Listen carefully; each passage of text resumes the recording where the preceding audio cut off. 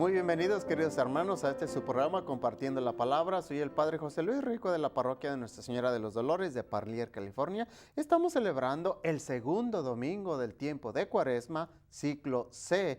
Y en esta ocasión me acompañan mis compañeras Emma. Muy bienvenida, Emma. ¿Cómo está por ahí? Muy bien, ¿Trabajando? Ocupados en la Cuaresma, como usted dice, las clases y todo eso sigue su curso, Bastante, no se detienen por ser Cuaresma. Y luego tenemos algunas actividades más que el resto del año, así es que... No, y luego conociendo al Padre Chuy, que fue formador en México del seminario, un formador... Tiene mucho entusiasmo, pero tiene muchas ideas que nos trae a todos correreando. Y en México la Cuaresma... como se presta para hacer más actividades, uno viene mentalizado a decir, ok, oh, la Cuaresma, voy a hacer esto, pero a veces dice, espérate, aquí no se pueden hacer tantas cosas, cálmate. Y conociendo al Padre Chuy, por eso los va a tener en esta Cuaresma. Sí, nos está corriendo. Bueno, y la hermanita Juanita, bienvenida, ¿cómo está? Bien, Padre, gracias. Muy bien, igual, con muchas actividades en la parroquia y bueno, pues caminando en la Cuaresma. Yo creo que los tres, bueno, pues los tres somos mexicanos, obviamente. Yo como sacerdote no ejercí ningún año en México, ninguna Cuaresma tampoco, obviamente. Pero sí de seminarista, sí me tocó, pues toda mi formación fue en México. Y desde la Cuaresma, y yo me acuerdo ya cómo nos ponían a trabajar ya en el seminario, los propósitos cuaresmales, todo aquello. Y ya llegando al ministerio, pues uno se da cuenta que pues tiene uno muchísimas herramientas. Y la gente que le gusta trabajar, pues hay que ponerlos a trabajar porque si no, pues, ¿qué pasa, verdad? Por eso la Cuaresma es un tiempo que yo creo que a todos nos invita a poner algo extra. Porque si necesitamos poner, ahora sí, tiempo extra, porque si no alcanzamos a cubrir las necesidades. Una de las cosas importantes de la Cuaresma es que la gente nos recuerda y nos llama a la oficina, nos están llamando constantemente. Oiga, padre, ¿se puede comer carne en los viernes de Cuaresma? Bueno, pues sí se puede, pero si a manera de sacrificio, si puedes abstenerte, pues abstente. Tienes todo el año para alimentarte de la carne, que además no es saludable, ya sabemos que es dañina, continúas en la Cuaresma. Entonces, a manera de sacrificio, a manera de abstinencia, si se pueden abstener en los viernes de Cuaresma de comer carne, bueno, pues hay que hacerlo. Estamos en el país donde se puede cambiar por otros aspectos, otras comidas que, pues, ¿qué les voy a enseñar a ustedes de cocina? De comidas. En la Cuaresma hay otros platillos muy especiales y hasta propios de la Cuaresma. Por eso la Cuaresma nos pone a trabajar a todos de una manera muy especial. Pero yo creo que la Cuaresma nos mete en este tiempo tan importante de incrementar nuestra espiritualidad también. Sí. Y en las parroquias ustedes también. Sí, nosotros a los niños les damos un calendario de Cuaresma, y en cada día van a hacer un pequeño sacrificio. Y los sacrificios son tan pequeños, pero también se aplican a los papás. Por ejemplo, hoy no voy a ver televisión y lo voy a ofrecer por algo o por alguien. Y tenemos demasiado, bueno, cada día es algo diferente. Y los papás les gusta, y dicen los papás que ellos también lo quieren hacer junto con los niños. Qué bueno. Sí. Bueno, pues vamos a darle continuidad a la primera lectura de este segundo domingo del tiempo de Cuaresma. Y la lectura tomada es precisamente del libro del Génesis. Ojalá que tengan sus Biblias a la mano o sus misalitos. Libro del Génesis, capítulo 15, versículos del 5 al 12 y del 17 al 18. En aquellos días, Dios sacó a Abraham de su casa y le dijo: mira el cielo y cuenta las estrellas si puedes. Luego añadió: así será tu descendencia. Abraham creyó lo que el Señor le decía, y por esa fe el Señor lo tuvo por justo. Entonces le dijo: yo soy el Señor que te sacó de Ur, ciudad de los caldeos, para entregarte en posesión esta tierra. Abraham replicó: Señor Dios, ¿cómo sabré que voy a poseerla? Dios le dijo, tráeme una ternera, una cabra y un cornero, todos de 3 años, una tórtola y un pichón.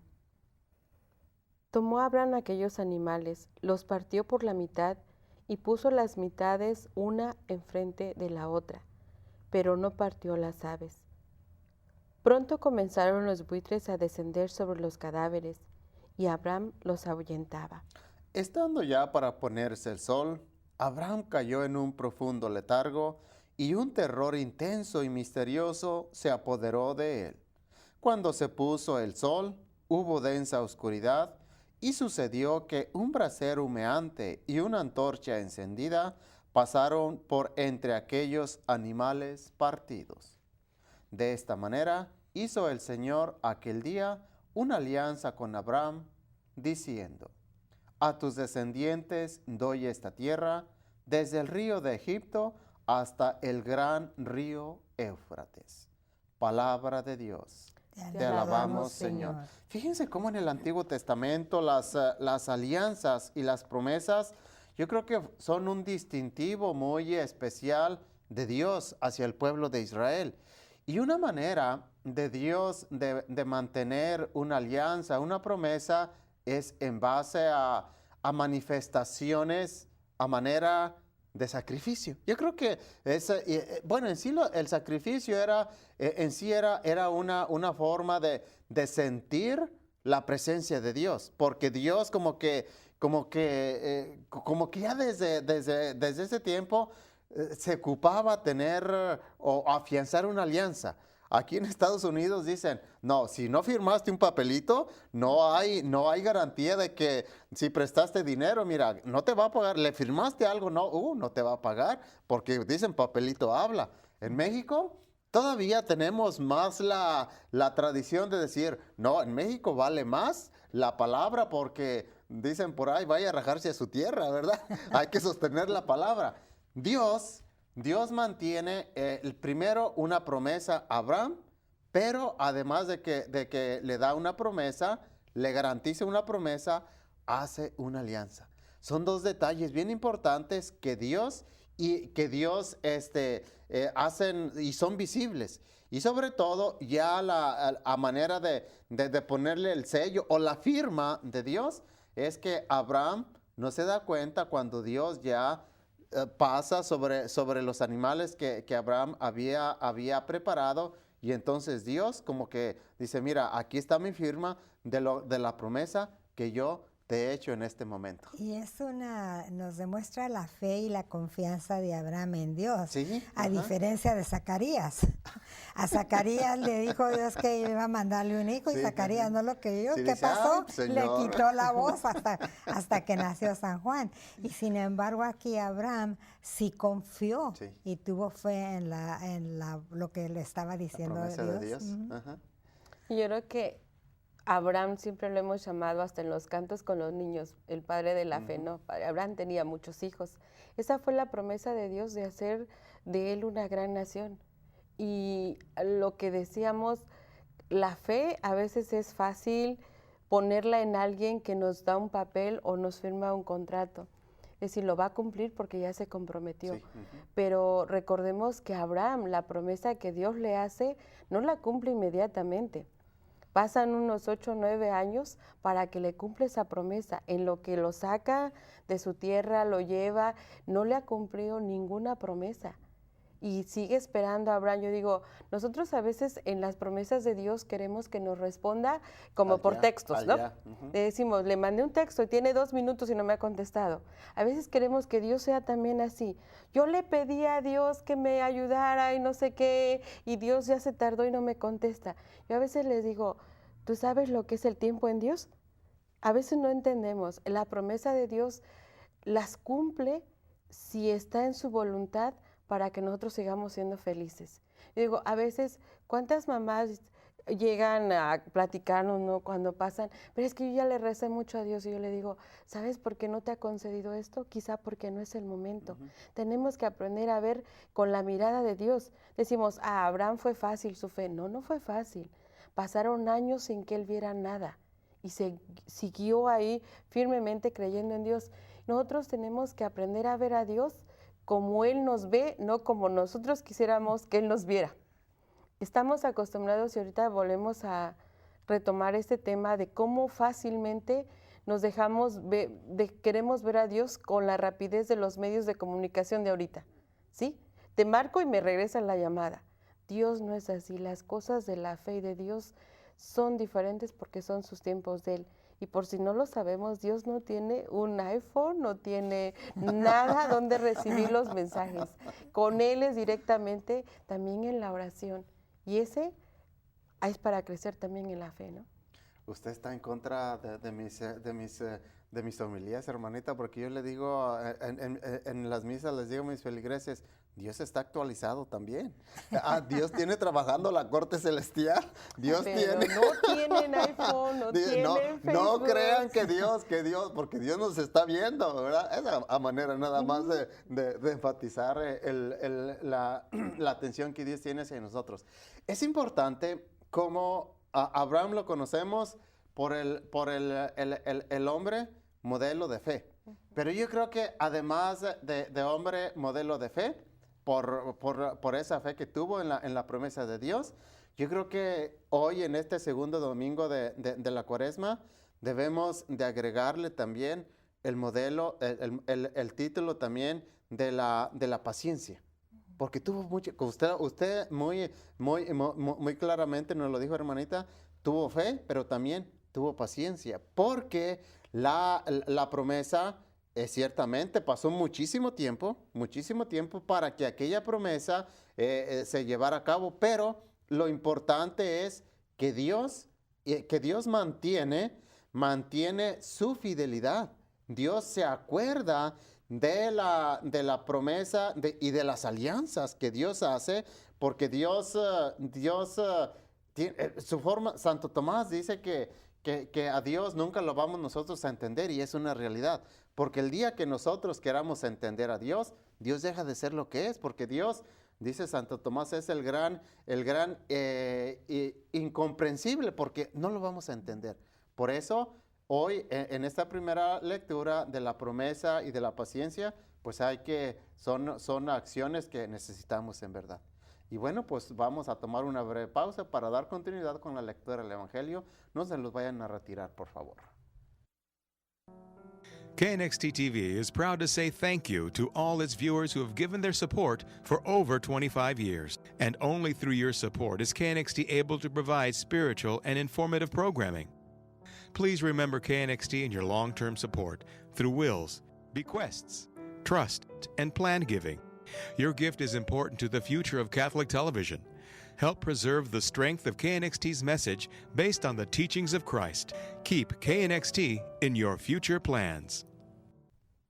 Ya regresamos después de esta breve pausa. Ojalá que tengan sus Biblias, sus misalitos a la mano para darle continuidad en este segundo domingo del tiempo de Cuaresma, ciclo C. Recuerden, estamos leyendo el Evangelio de San Lucas, capítulo 9, versículos del 28 al 36. En aquel tiempo, Jesús se hizo acompañar de Pedro, Santiago y Juan, y subió a un monte para hacer la oración. Mientras oraba, su rostro cambió de aspecto, y sus vestiduras se hicieron blancas y relampagueantes. De pronto aparecieron conversando con él dos personajes rodeados de esplendor. Eran Moisés y Elías, y hablaban de la muerte que le esperaba en Jerusalén. Pedro y sus compañeros estaban rendidos de sueño, pero despertándose vieron la gloria de Jesús y de los que estaban con él.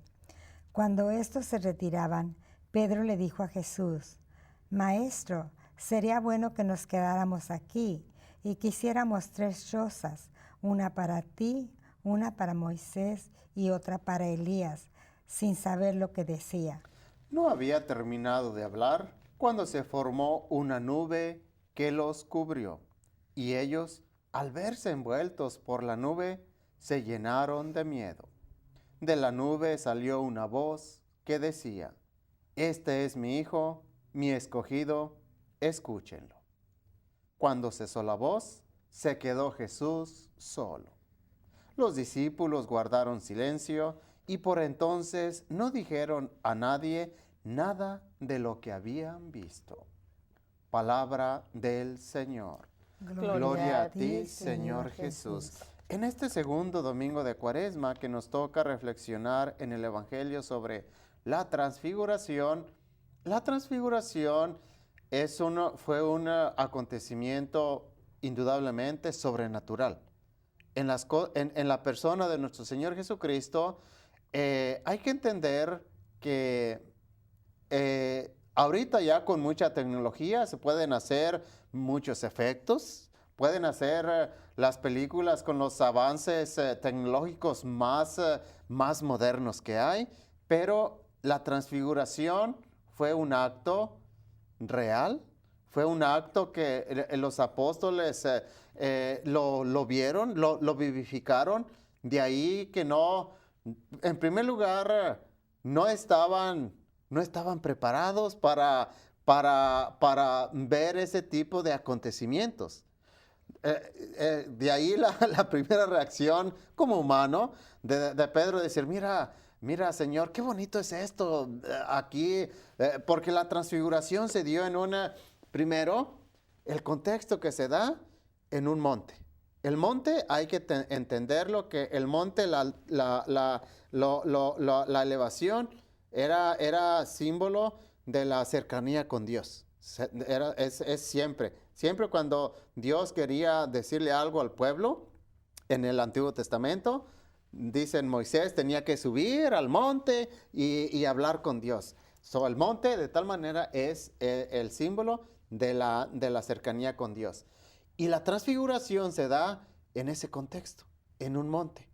Ahora, los apóstoles siempre, ellos no estaban, como lo dije, no estaban preparados para experimentar este acontecimiento, porque la transfiguración, yo creo que fue uno de los momentos, híjole, bien fuertes, importantes, de ahí que como decían, oye, pues que mira, es el Señor, pero, pues qué, lo primero que hicieron, Pedro, mira, bonito Señor, mira, quedémonos aquí, mira, verte, contemplando, y ya no bajemos allá abajo, porque mira, allá abajo, mira lo que te espera, el porque después de la transfiguración, y lo dice los personajes que se le aparecieron a nuestro Señor ya dialogando, Moisés y Elías, y hablaban precisamente de lo que le esperaba a nuestro Señor una vez que bajara.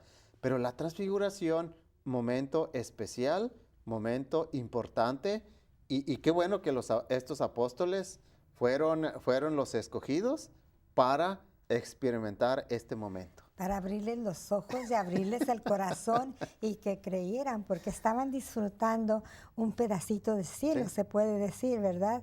Y que de veras creyeran en quién era Jesús, porque Jesús no tenía que haberlo hecho. No lo hizo por él, lo hizo porque ellos comprendieran mejor, porque me imagino yo y pienso yo en los apóstoles muchas veces. Nosotros tenemos la ventaja de que tenemos la Biblia y estamos leyendo lo que sucedió en el tiempo de Jesús. Pero ellos no sabían nada de esto. Y ellos cuando estaban pasando todas estas cosas, como humanos que somos, pues no comprendían y no sabían qué era lo que iba a pasar. Y es una preparación también para darle fuerza a lo que iba a pasar Jesús después de bajar de ahí, su muerte, su pasión, pero sobre todo su resurrección. Y yo creo que para mí cuando pienso en la transfiguración, yo digo, los 3 apóstoles necesitaban tener esta experiencia de Dios para todo lo que venía después, ¿no? Pasa igual que con Abraham, la paciencia y la fe, y después de un año de esto es cuando sucede, dices, cuando muere, y acordémonos de los Hechos de los Apóstoles, cuando empiezan a narrar, dicen, igual en los textos de la resurrección, ¿te acuerdas que ya había anunciado, ya había dicho esto, no? Con razón pasó esto, con razón. Yo digo, a veces la transfiguración, los apóstoles necesitaban tener esta experiencia para ser pilares fuertes de su fe, hacer experiencia de Dios. Y a veces no solo ha sido los apóstoles, en la tradición de la iglesia ha habido muchos santos que han tenido esta experiencia, no de transfiguración, pero sí de cercanía, de tocar ese cachito de cielo, como decía Emma. ¿Y cuántos de nosotros cuando participas en un retiro espiritual sientes que ahí tocó algo que es, como diría San Ignacio de Loyola, esa experiencia fundante que te va a hacer poner los pies bien en la tierra sin olvidar que tu alma está deseando, como San Agustín dice, hasta que regrese a ti, va a volver a ser va a sentirse nuevamente en casa, ¿no? En otras palabras, ¿verdad? Y yo digo, muchos lo necesitamos, de ahí la importancia. Usted decía, padre, pongan atención si hay retiros en la parroquia, si hay confesiones.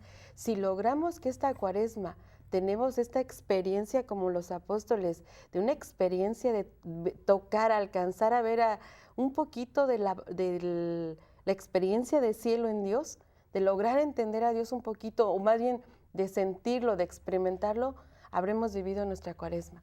Y eso puede ser en el retiro, puede ser en las horas santas, en la Eucaristía, de tratar de abrir, porque a veces volvemos a lo mismo, Él se transfiguró, los apóstoles fueron fieles a la experiencia de Dios, pero nosotros fácilmente llegan y se nos quitan, como el Evangelio que dice también, ¿no? Cae la semilla, la recibimos, pero fácilmente los problemas, los medios de comunicación, la rutina hace que nos olvidemos que debemos estar los pies bien firmes en la tierra, las manos en el trabajo, pero nuestro corazón anhelando a Dios poder llegar allá.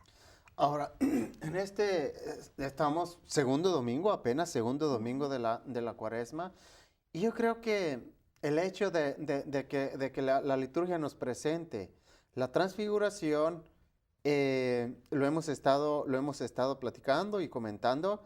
Yo creo que estamos llamados ya a manera de una aplicación ya de la transfiguración. Yo creo que todos estamos llamados en este segundo domingo de la Cuaresma a experimentar una transformación, un cambio. Ahora, ¿qué cambio? Algunas personas van a decir, pero ¿yo de qué voy a cambiar? Mira, si analizas tu vida, yo creo que como esposo necesitas cambiar muchas cosas. Mira, yo creo que como esposa necesitas transformar muchas cosas. Mira, como hijo, como hija, yo creo que necesitas cambiar, estructurar, dar porque transfiguración es dar un cambio totalmente. De ahí el asombro de los apóstoles cuando vieron a nuestro Señor transfigurado, lo vieron cambiado totalmente de cómo estaban acostumbrados a verlo, de cómo lo conocían, de cómo lo convivían con Él. En la transfiguración fue un cambio totalmente. Yo creo que hoy en este segundo domingo de la Cuaresma, estamos llamados a través de la transfiguración de nuestro Señor Jesucristo a ver yo en mi vida qué cambio, qué transfiguración Dios me está pidiendo en este momento. En el Evangelio, algo me llamó mucho la atención al final, y son, si no mal recuerdo, en el bautismo de nuestro Señor Jesucristo también, la voz que dice, que se escuchó, este es mi Hijo amado, escúchenlo. O este es mi Hijo en quien tengo mi complacencia, pero siempre haciendo la invitación a escucharlo, a seguir el ejemplo de nuestro Señor Jesucristo. Esa voz, que es la confirmación de la divinidad también, esa voz nos invita también a nosotros que para tener nuestro cambio, para tener nuestra transfiguración personal, no lo vamos a hacer ni lo vamos a lograr nosotros solos. Tenemos que ayudarnos, tenemos que estar respaldándonos por lo que decía nuestra hermanita y lo que hemos estado comentando, retiros, propósitos cuaresmales, confesiones, que yo pienso que ya la confesión va a ser el culmen ya de una transfiguración, después de que ya el papá, la mamá, los hijos platicaron, dialogaron, se hicieron una autoevaluación de decir, sí, yo creo que que Dios me está pidiendo que cambie este aspecto de mi vida, que cambie esta conducta, que cambie este modo de ser, este modo de comportarme. Yo creo que hoy al contemplar la transfiguración de nuestro Señor Jesucristo, me está pidiendo este cambio. Órale, pues a trabajar luego, que no estás solo, que la iglesia te da herramientas para que puedas experimentar esa transfiguración a ejemplo de nuestro Señor Jesucristo. Porque Dios no es, la forma de actuar, de trabajar de Dios no es nada más, hagan esto, a ver cómo se las arreglan ustedes. No, Dios es tan generoso que nos dice, mira, haz esto y mira, ahí te va esta herramienta para que lo hagas. Qué forma tan bonita y tan práctica y esencial es de Dios nuestro Señor. Y por eso casi todas las iglesias tienen servicios de reconciliación durante la Cuaresma, y donde hay varios sacerdotes que hablan varios idiomas para que darnos la oportunidad de confesarnos a todos. Exactamente, sí. Y por eso uno es la forma de organizarnos, hablando de las confesiones, de traer los hermanos sacerdotes de otras parroquias. ¿Para qué? Para que la gente se sienta en esa libertad, hasta allá alcanza la confesión de decir, qué bueno, que no me voy a confesar, que no me voy a confesar con mi párroco, que hay otros sacerdotes, porque él me conoce, es mi amigo y esto y lo otro. No te preocupes, mira, hay confesiones donde va a haber varios grupos, varios sacerdotes. Ve con si tú quieres, el que no te conoce, siéntete libre. Si a través de esa confesión vas a experimentar el cambio, la transfiguración, bendito sea. Pero que este segundo domingo de la Cuaresma sea una invitación para, a ejemplo de nuestro Señor Jesucristo que se transfiguró, nosotros a estas alturas también experimentemos ese cambio, esa transfiguración. Y entonces sí, vamos a poder decir, como dijo Pedro, Señor, qué bonito es contemplarte, porque ver a nuestro Señor transfigurado, pues es una probadita precisamente de lo que Dios nos tiene preparado en la vida eterna. Y bueno, el tiempo se nos ha terminado, vamos a darle la bendición, y la bendición de Dios Todopoderoso, Padre, Hijo y Espíritu Santo permanezca para siempre. Dios los bendiga, que les vaya bien.